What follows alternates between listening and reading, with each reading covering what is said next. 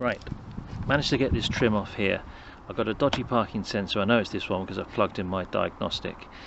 All the forums are saying you need to remove the whole bumper. Well, bugger that, I'm not going to do that. It's far too much effort.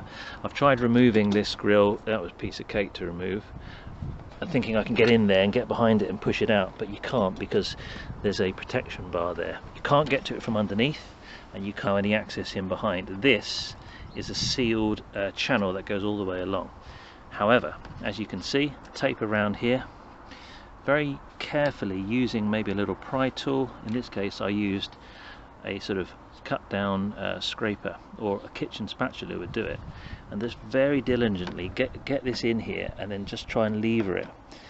I managed to push this tab down here. That's what's holding it in. It's a barb, and if you work your way along in that way, make sure you protect it with some tape, then you should be able to get this off and replace the sensors all the way along without removing the bumper. So there you go, little tip. Make sure you protect it with some tape. Diligently push in these clips with a little thin piece of metal, and you should be able to remove these. The actual sensor has just got a little clip in there which you can lift up, and I'm going to take that out in a second and replace it with my new one.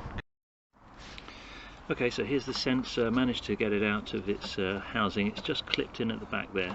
It sits in this housing which goes over here, and then that then pushes through, and you just undo these little clips at the back. You just push them in and take that cover off.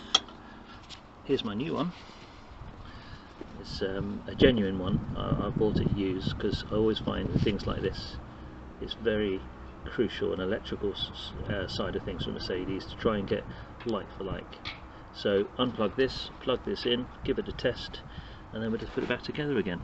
Saves an awful lot of time, and I hope it does save you time too. Let's move on, 'cause it's time to move